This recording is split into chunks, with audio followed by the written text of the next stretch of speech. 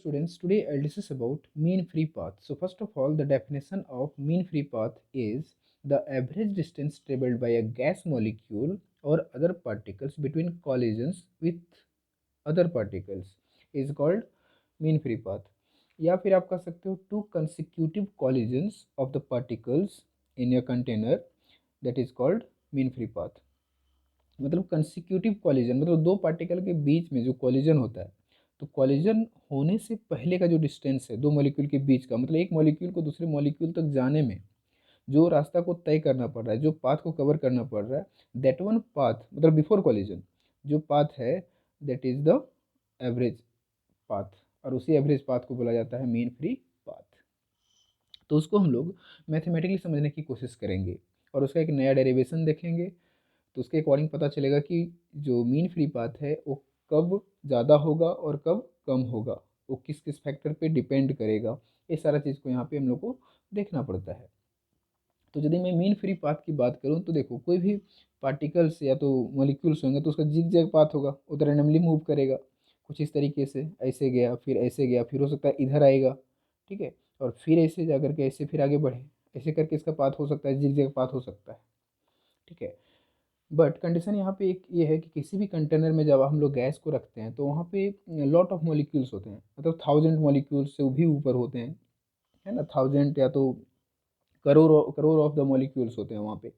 तो एक्चुअल में हम लोग क्या करना है कि हम लोग को 2 से 3 मॉलिक्यूल को लेना है और माइक्रोस्कोपिक लेवल पे जा करके देखना है कुछ इस तरीके से, उसको माइक्रोस्कोपिक लेवल पे मतलब माइक्रोस्कोप से उसको देखना है, मतलब कुछ इस तरीके से बड़ा बड़ा जूम करके, और फिर जा करके हम लोग को कंक्लूड करना है कि इसके बीच की जो डिस्टेंस है, जो एवरेज डिस्टेंस है वो कितना है, उसको हम लोग कैलकुलेट यहाँ पे करेंगे। तो कुछ इस तरीके से कंसिडर किए हैं कि देखो एक मॉलिक्यूल अपने पास यहाँ पे है, दिस वन मॉलिक्यूल, ये जो सर्कल टाइप से आपको दिख रहा है दिस इज द मॉलिक्यूल, इतना बड़ा करके हम लोग यहाँ पे देख रहे हैं। उसी कंटेनर से मान लो एक कंटेनर में कुछ इस तरीके से हमारा पहले से गैस मौजूद है, और वहीं से उसी में देख रहे हैं कि मॉलिक्यूल जो सो कुछ इस तरीके से मूव कर रहा है, कुछ इस तरीके से मूव कर रहा है मॉलिक्यूल इसमें, और इसी पाथ को मान लो एक मॉलिक्यूल यहाँ पे है जाकर के टकराया इस पॉइंट पर, या तो हो सकता है यहाँ भी एक मॉलिक्यूल था यहाँ भी मॉलिक्यूल था, ये ऐसे जाकर के टकराया, कुछ इस तरीके से कोलाइड किया जाकर के। तो इसी चीज़ को हम लोग एक छोटा सा डायमीटर इसका लेकर के या तो छोटा सा क्रॉस सेक्शन लेकर के हम लोग कुछ इस तरीके से बड़ा सा यहाँ पे डायग्राम बनाएंगे, और इसी से हम लोग को यहाँ पे समझेंगे। तो यहाँ पे बस टोटल 3 मॉलिक्यूल को लिए हैं और उसको कंसिडर करके हम लोग यहाँ पे मीन फ्री पाथ को कैलकुलेट करेंगे। तो देखो किस तरीके से कैलकुलेट करते हैं इसको।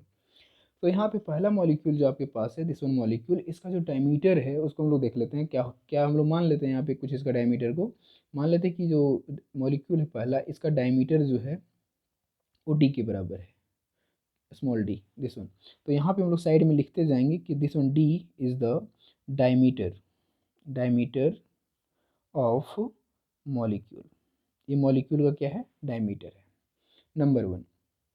नेक्स्ट वन, आप यहाँ पे देख सकते हो कि इसका सेंटर से हम लोग क्या दिखा दिए कि इसका जो ये यहाँ से मूव कर रहा है कितना स्पीड से, v स्पीड से, तो यहाँ पे लिख देंगे v is the speed of molecule, speed of molecule, ठीक है। देखो अब ये मॉलिक्यूल यदि यहाँ से मूव करेगा तो अगला से कोलाइड होगा तो 100% उसमें भी मोशन आएगा, और हम जानते हैं कि यदि रूम टेम्परेचर पे गैस रखा हो तो सभी मॉलिक्यूल्स वहाँ पे मूव करते हैं, और सभी मॉलिक्यूल का जो स्पीड है सभी मॉलिक्यूल का जो स्पीड होता है वो एटलीस्ट सेम ही होता है, ठीक है। तो रैंडम मोशन होने के कारण जाकर के कोलिजन हो जाता है। तो उसी चीज़ को यहाँ पे हम लोग समझना है। तो ये हो गया तुम्हारा क्या, speed of molecule, this one v। अब कंडीशन ये है कि थोड़ा आगे बढ़ते हैं। मान लो ये मॉलिक्यूल यहाँ से मूव करना स्टार्ट किया, कुछ इस तरीके से आगे बढ़ रहा है, आगे बढ़ रहा है, और एक मॉलिक्यूल को कुछ इस तरीके से इसके ऊपर एडजस्ट कर दिए यहाँ पे। मतलब यदि यहाँ पे बोला जाए कि एक मॉलिक्यूल जो ये वाला है वो दूसरे मॉलिक्यूल के सेंटर से, मतलब जब भी डिस्टेंस हम लोग मेजर करेंगे मॉलिक्यूल के और मॉलिक्यूल टू मॉलिक्यूल के बीच में, तो फ्रॉम द सेंटर करेंगे, ठीक है। तो फ्रॉम द सेंटर यदि देखा जाए कि ये वाला मॉलिक्यूल यहाँ से मूव करते करते इस जगह पे आया, इस जगह पे आया, तो यदि इस जगह पे आएगा तो देख सकते हो इसका यहाँ पे इसका सेंटर रहेगा, मॉलिक्यूल के यहाँ पे सेंटर रहेगा, तो इसका सेंटर और इसका सेंटर दोनों मिलाकर कितना डिस्टेंस बना सकता है, क्योंकि देखो ये डायमीटर टोटल कितना है, डी है, तो यहाँ से यहाँ तक D D D by half, देख सकते हो ये सर्कल है, मतलब ये मॉलिक्यूल है, इस मॉलिक्यूल का जो रेडियस है वो कितना होगा, डी बाई टू के बराबर। रेडियस ऑफ द मॉलिक्यूल यहाँ पे मैं लिख देता हूँ, R I mean radius of the molecule is equals to what, d/2 के बराबर है। तो ये d/2 के बराबर रेडियस ऑफ द मॉलिक्यूल। तो आप देख सकते हो कि ये यदि d/2 है तो ये भी यदि मॉलिक्यूल यहाँ से मूव करके इस जगह पे आएगा तो इसका भी तो रेडियस भी यहाँ पे हम लोग इंक्लूड करेंगे। और यदि देखा जाए इसके बीच का डिस्टेंस को, यहाँ से देखो ये वाला डिस्टेंस को, यहाँ से यहाँ तक के डिस्टेंस को, मॉलिक्यूल टू मॉलिक्यूल, तो ये डिस्टेंस जो आपको कितना मिल रहा है, टोटल डी के बराबर, मतलब इसके डायमीटर के ही बराबर मिल रहा है। मतलब 100% यदि ये इस तरीके से क्रॉस करेगा तो ये कोलाइड कर जाएगा इससे, और इधर भी रहेगा तो कोलाइड कर जाएगा। इसलिए बोला जाता है यहाँ पे कंडीशन है, कंडीशन डाला गया है कि जो यहाँ पे मॉलिक्यूल को रखा गया है, ये मॉलिक्यूल जो है इसके सेंटर और इस मॉलिक्यूल के सेंटर के बीच का जो डिस्टेंस होगा वो d/2 होगा, सॉरी d होगा, इसी के डायमीटर के बराबर होगा। ये दोनों मॉलिक्यूल के सेंटर से यदि हम डिस्टेंस को मेजर करें, किसी दो मॉलिक्यूल के बीच के डिस्टेंस को, जो सेंटर टू सेंटर यदि हम कहें यहाँ पे, तो वो जो होगा वो कितना होगा, d के बराबर ही होगा, मतलब डायमीटर ऑफ द मॉलिक्यूल के बराबर ही होगा, या फिर उससे ज़्यादा होगा, उससे कम नहीं होगा। यदि उससे कम होता है तो कोलिजन नहीं हो पाएगा, इसलिए उससे उसी के बराबर होगा, मतलब डायमीटर के बराबर होगा, या फिर उससे ज़्यादा होगा। ये कंडीशन है यहाँ पे। तो यदि सेम भी होता है तब भी जाकर के कोलाइड कर जाएगा। ओके, तो यहाँ तक हो गया। अब नेक्स्ट है कि ठीक है, ये मॉलिक्यूल कुछ इस तरीके से जा रहा है, आगे बढ़ रहा है। अब यदि मैं इसका सेंटर से कुछ इस तरीके से यहाँ से बना दूँ, डॉटेड लाइन कुछ इस तरीके से ले लिया, इस मॉलिक्यूल का भी कुछ इस तरीके से ले लेते हैं, ऐसे कुछ ले लिया, आगे आगे ले लिए, ठीक है। इसको भी थोड़ा आगे बढ़ा देते हैं, ये चीज़ ऐसे। तो यहाँ पे आपको कुछ दिखेगा, मतलब कह सकते हैं कि यहाँ पे जो शेप बनेगा कुछ इस तरीके का, तो ये सिलेंड्रिकल शेप बनाएगा, एक सिलेंड्रिकल शेप। इधर भी पीछे करें तो इधर भी हमको एक सिलेंडर जैसा ही दिखेगा। आप देख सकते हो इसको, यदि मैं इधर पीछे कर दूँ इसको, और इधर इसको थोड़ा और पीछे कर दो इधर, तो इधर क्या बना रहा है, सिलेंडर ही बनाएगा, एक सिलेंड्रिकल शेप बनाएगा। तो कंडीशन यहाँ पे ये है कि इस यदि ये सिलेंड्रिकल शेप बना रहा है तो ये सिलेंडर का जो रेडियस होगा वो कितना होगा। तो ये सिलेंडर का रेडियस तुम खुद देखना है यहाँ पे ध्यान से। ये देखो, ये सिलेंडर का रेडियस जो है ये यहाँ पे आएगा, इसे दिस वन सेंटर, और इसका सेंटर यहाँ पे, तो सेंटर टू सेंटर मिल रहा है ना, this one centre to centre, मतलब मॉलिक्यूल के सेंटर से सेंटर के बीच में, मतलब ये जो आपको दिख रहा है दिस वन रेडियस, ये रेडियस जो है, रेडियस ऑफ सिलेंडर, इसको सिलेंडर बोलते हैं, रेडियस ऑफ सिलेंडर कितना है, डी के बराबर ही है। तो यहाँ पे हम कह सकते हैं कि this one D is the diameter of molecule and also radius of the cylinder, radius of cylinder या तो रेडियस ऑफ द सिलेंडर जो भी है। तो ये डी दोनों दोनों काम करता है एक ही चीज़, यहाँ पे देख सकते हो, ये भी डी, मतलब दोनों कुछ इस तरीके से यहाँ पे दिख रहा है कि वो सिलेंडर है, उसका भी डायमीटर जो है सो कितना है, सिलेंडर का रेडियस कितना है, डी है। यदि इसका डायमीटर की बात करूँ तो diameter D by total 2d के बराबर हो जाएगा। तो diameter of the cylinder will be 2d, ठीक है। तो ये चीज़ है। तो एक्चुअल में यदि यहाँ पे चलो लिख ही देता हूँ, 2d यहाँ पे क्या हो जाएगा, diameter of the cylinder, double है तो डबल है तो रेडियस कितना हो जाएगा इसका, radius of the cylinder will be, यहाँ तो लिख दिए radius of the cylinder is D. Okay, तो यहाँ तक है। ये सब क्यों लिए, इसके पीछे का रीज़न क्या है, उस चीज़ को समझते हैं।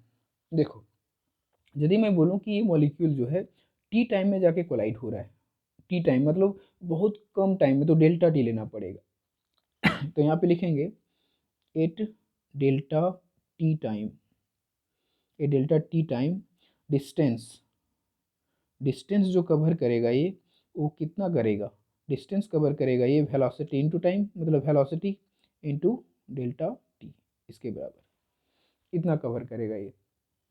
तो इतना डिस्टेंस मतलब ये यहाँ से यहाँ तक जाके कोलाइड कर रहा है, तो इसका डिस्टेंस जो होगा कितना होगा, वेलोसिटी इनटू डेल्टा टी। क्योंकि हम जानते हैं कि स्पीड इज इक्वल्स टू क्या होता है, डिस्टेंस अपॉन टाइम, यहाँ पे तो क्रॉस मल्टीप्लिकेशन कुछ इस तरीके से भी इंटू डेल्टा टी मिलेगा, वेलोसिटी इंटू डेल्टा टी, ये हो गया। अब इसका हमको वॉल्यूम देखना है, वॉल्यूम, तो वॉल्यूम ऑफ द सिलेंडर देखना है। तो एक्चुअली वॉल्यूम कब देख सकते हैं, मतलब इसमें देखना है कि कितना मॉलिक्यूल इसके अंदर है ना, उसके हिसाब से उसका वॉल्यूम निकलता है। तो वॉल्यूम में क्या होगा, सबसे पहले हमको सिलेंडर का एरिया ऑफ क्रॉस सेक्शन देखना पड़ेगा, साथ ही साथ इसके टोटल लेंथ को देखना पड़ेगा कि यहाँ से यहाँ तक का इसका लेंथ कितना है, टोटल लेंथ। तो टोटल लेंथ तो ये वेलोसिटी है और टाइम यही, मतलब मान लेते हैं कि यहाँ से यहाँ तक कोलाइड कर रहा है, तो इस सिलेंडर एक्चुअली आगे तक बना दिया ना, हमको यहीं पे बनाना था। तो फाइनली आपको पता चलता कि जो टोटल डिस्टेंस है यहाँ से यहाँ तक का distance, that one distance is the total distance of the cylinder. ठीक है, मतलब सिलेंडर का लेंथ ही जो है, सिलेंडर का लेंथ वही यहाँ पे क्या हो रहा है, that one will B distance, वही डिस्टेंस का काम कर रहा है यहाँ पे। तो एक तरीके से यदि यहाँ वॉल्यूम कैलकुलेट करूँ, वॉल्यूम ऑफ सिलेंडर, तो वॉल्यूम ऑफ सिलेंडर कैलकुलेट करोगे तो इसका होता है area into length, area into length.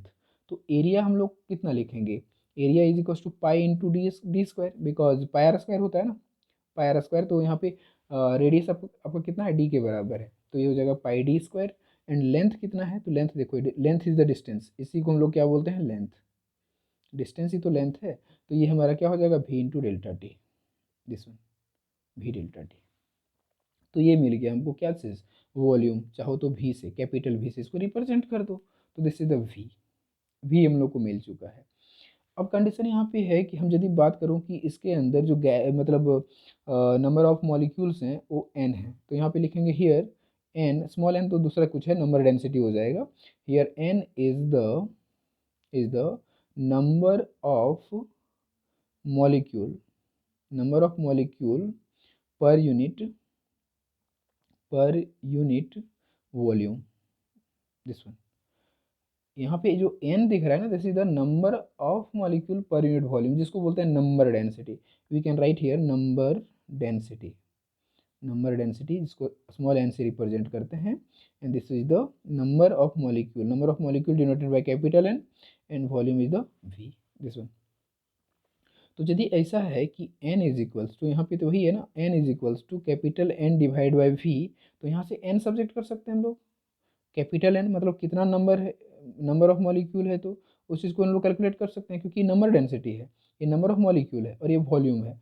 तो यहाँ से यदि हम नंबर ऑफ मॉलिक्यूल को कैलकुलेट करना चाहें तो ये क्रॉस मल्टीप्लिकेशन जाएगा, तो क्या होगा, नंबर डेंसिटी इंटू वॉल्यूम। तो वॉल्यूम हम लोग को पता है, ऑलरेडी कैलकुलेट कर चुके हैं, this one pi D square we delta T. तो यहाँ पे लिख देते हैं एन, और क्या है, पाई डी स्क्वायर वी, वेलोसिटी है, ठीक है, ये वेलोसिटी है, v into delta T, this one. तो ये हमको मिल गया क्या चीज़, n मिल गया, कैपिटल N। अब हम लोग को यहाँ पे देखना है collision, rate of collision per second, मतलब हर एक सेकेंड में ये कितना कोलाइड कर रहा है, ठीक है। तो उसको यदि यहाँ पे कैलकुलेट करना है तो उसका फॉर्मूला यहाँ पे क्या होगा, देखो यहाँ पे हम लोग लिखेंगे collision, rate of collision per second, rate of collision per second. इसका फॉर्मूला क्या लिखोगे, number of molecules per unit time period. तो यहाँ पे क्या होगा, number of molecule per unit time period, मतलब number of unit divide by time, this one, या तो यूनिट टाइम जो भी बोलो तो टाइम, ये चीज़ हो जाएगा। तो इसको कैसे रिप्रेजेंट कर सकते हैं, एन अपॉन डेल्टा टी, यही तो टाइम ले रहे हैं हम लोग यहाँ पे, तो ये चीज़ हो जाएगा। तो मतलब N upon delta T is the rate of collision per second, ये चीज़ आ रहा है यहाँ पे। तो ये कितना के बराबर आएगा, तो ये जो rate of collision per second है, मतलब इसका फॉर्मूला ही आ गया, एन अपॉन डेल्टा टी, ठीक है। यदि तुम इसको आगे कैलकुलेट करना चाहो, देखो इसी को हम आगे बढ़ाते हैं, एन अपॉन डेल्टा टी, इसको आगे यदि हम बढ़ाएं तो एन का वैल्यू हमको ऑलरेडी पता है, कितना है, N pi D square V into delta T, divide by नीचे क्या है, डेल्टा टी। तो ये डेल्टा टी और ये डेल्टा टी कट जाएगा, तो हमारे पास क्या बचेगा, अपने पास बच जाएगा N pi D square into velocity, this one. तो ये किसका फॉर्मूला मिला हमको, एन अपॉन डेल्टा टी का, इसका फॉर्मूला मिला है। अब इसका देखो कहाँ पे यूज़ करते हैं हम लोग, इसको एक्चुअली यूज़ करेंगे यहाँ पे, हमको एक्चुअल में क्या चाहिए, क्योंकि देखो यहाँ पे मीन फ्री पाथ है, और मीन फ्री पाथ मतलब क्या है मेरा, वो एवरेज डिस्टेंस है, average distance of two consecutive collision. तो सबसे पहले एवरेज टाइम तो कैलकुलेट करना पड़ेगा, क्योंकि हमको यहाँ पे, ये तो हम डेल्टा टी टाइम के लिए देख रहे हैं, बट हमको एवरेज टाइम चाहिए कि जो जितना भी टोटल टोटल यहाँ पे जो टोटल कॉलिजन हो रहा है, टोटल नंबर ऑफ मॉलिक्यूल निकाल लिया, इसका मतलब सबका कॉलिजन हमको निकालना है, और सबका कॉलिजन निकालना है इसका मतलब टोटल मॉलिक्यूल का टाइम पीरियड हमको चाहिए यहाँ पे। और यदि उसका टोटल मॉलिक्यूल का टाइम पीरियड चाहिए तो उसके लिए तो हम लोग एग्जैक्ट नहीं दे सकते, और एग्जैक्ट नहीं दे सकते तो आपको क्या करना पड़ेगा, उसके लिए एवरेज कैलकुलेट करना पड़ेगा। तो यहाँ पे हम लोग क्या लिखेंगे, देखो यहाँ पे लिखेंगे average time, average time of two consecutive, average time of two consecutive collision of the molecules, है ना, collision of the molecules आप ऐड कर सकते हो यहाँ पे, of the molecules is equals to क्या होता है वो चीज़ को यहाँ पे लिख देता हूँ मैं, is equals to reciprocal of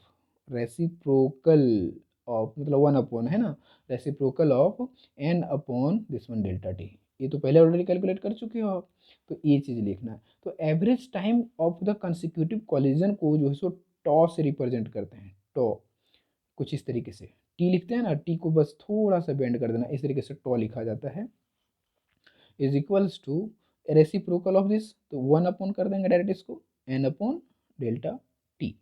और यहाँ पे एन अपॉन डेल्टा टी का वैल्यू हमारे पास है, क्या है पता, देख लो, N upon delta T this one, इसको हम लोग यहाँ पे पुट कर देंगे, तो यहाँ पे हो जाएगा एन और क्या है पाई डी स्क्वायर, और यहाँ पे क्या है वेलोसिटी दिस वन। तो ये फॉर्मूला हमको मिल गया टाइम पीरियड का, this one average time period, ठीक है। तो ये एवरेज टाइम पीरियड आपको मिल गया। अब टाइम पीरियड जब आपको एवरेज मिल गया है तो अब इजिली आप कैलकुलेट कर सकते हो मीन फ्री पाथ को। मीन फ्री पाथ मतलब डिस्टेंस को, एक्चुअल में उसको एवरेज डिस्टेंस बोलते हैं, ठीक है। Average distance of two consecutive collision is called mean free path. तो यहाँ पे हम लोग निकालते हैं अब average distance of two consecutive collision. तो यहाँ पे सबसे पहले लिखेंगे हम लोग कुछ इस तरीके से यहाँ पे कि mean free path is equals to, इसी को बोला जाता है average distance of two consecutive collision, इसको बोला जाता है। तो एक्चुअली मीन फ्री पाथ को हम लोग यहाँ पे लेमड़ा से रिप्रेजेंट करते हैं, lambda this one is equals to average distance, मतलब डिस्टेंस कैलकुलेट करना मतलब वेलोसिटी इनटू टाइम लिख सकते हैं यहाँ पे हम लोग। तो वेलोसिटी ले लेंगे v, वही वेलोसिटी जो, तो v ऑलरेडी हम लोग मान चुके हैं। और टाइम पीरियड कौन सा लेंगे, एवरेज लेंगे, क्योंकि इस एवरेज की बात कर रहा है ना, एवरेज, तो एवरेज टाइम पीरियड कौन है, टॉ, तो यहाँ पे लगाएंगे टॉ दिस वन, ठीक है।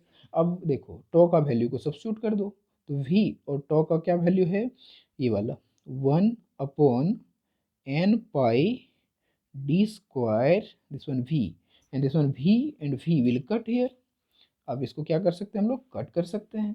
तो हमारे पास रिजल्ट जो मिलेगा, that one result will be 1/n pi D square, ये मिल गया आपको लेमडा। यही है हमारा मीन फ्री पाथ, मतलब दो मॉलिक्यूल के बीच में टकरा, मतलब बीच जब टकराएगा कोई, मतलब टकराने से पहले का जो पाथ है, जो रास्ता है, that one will be this one, lambda is equal to 1/n pi D square. तो यहाँ पे आप देख सकते हो कि किस किस फैक्टर पे डिपेंड कर सकता है ये।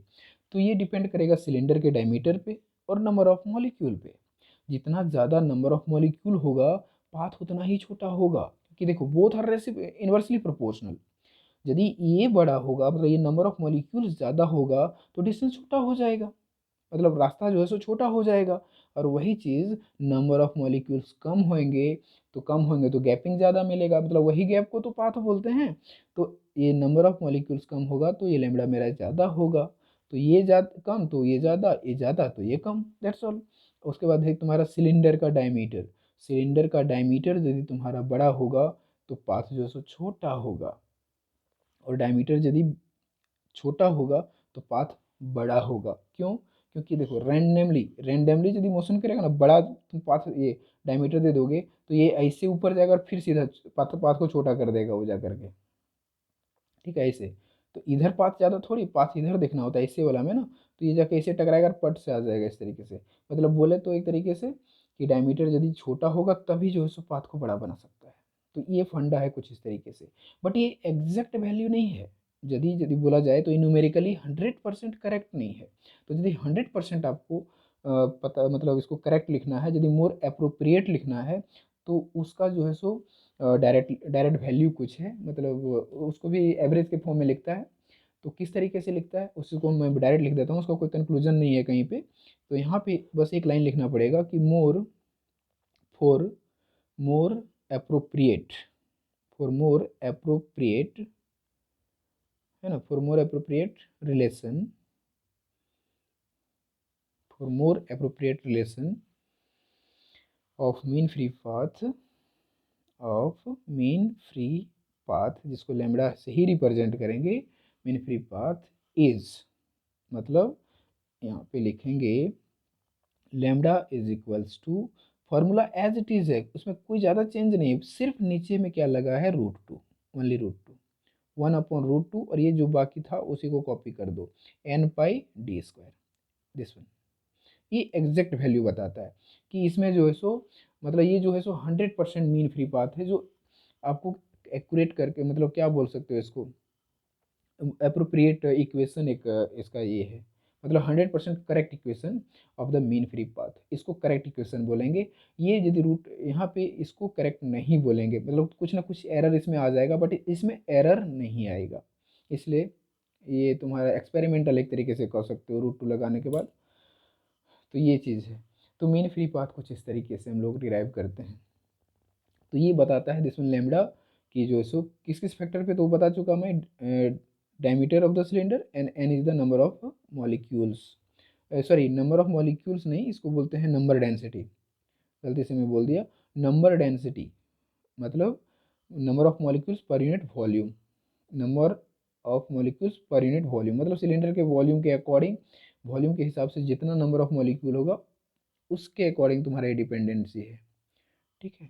तो कुछ इस तरीके से, तो मतलब नंबर डेंसिटी पे डिपेंड कर रहा है और तुम्हारा डायमीटर ऑफ द सिलेंडर पे, सिलेंडर के डायमीटर नहीं, सिलेंडर का रेडियस है यार, radius of the cylinder and this is the number density of the cylinder, number density, है ना। तो ये चीज़ है। तो नंबर डेंसिटी हो गया तुम्हारे ये मॉलिक्यूल के लिए, और ये हो गया सिलेंडर के लिए रेडियस। तो ये चीज़ है। तो अपना यही फाइनल इक्वेशन है मीन फ्री पाथ का। ओके। तो मीन फ्री पाथ में एक्चुअली हम लोग क्या देखें, मीन फ्री पाथ बेसिकली हम लोग को बताता है कि the average distance travelled by a gas molecule और other particles between collisions with other particles, है ना, दूसरे पार्टिकल के साथ जो कॉलिजन करता है उसके बीच का जो पाथ है, कॉलिजन करने से पहले मान लो दो मॉलिक्यूल ऐसे पाथ कर, ऐसे दोनों एक दूसरे से कोलाइड होने जा रहा है, तो एक मॉलिक्यूल मान लो यहाँ पर रेस्ट में है और दूसरा मॉलिक्यूल जाकर के आई से कोलाइड हो गया, तो यहाँ से यहाँ तक जो पाथ को कवर किया दैट वन पाथ, यहाँ पे यदि कोई तरह का मतलब कोई इसका ऑब्स्ट्रक्शन नहीं है और इस पाथ को यहाँ से यहाँ तक कवर किया, तो that one path is the mean free path, और उसी को लैम्बडा से रिप्रेजेंट करते हैं, और जिसका जो कुछ इस तरीके से मैथमेटिकल रिलेशन आता है, this one mathematical relation is the mean free path, this is the this is not exact value, this is the exact value of the mean free path. Okay, so this is all about of the today lecture. So thank you for watching.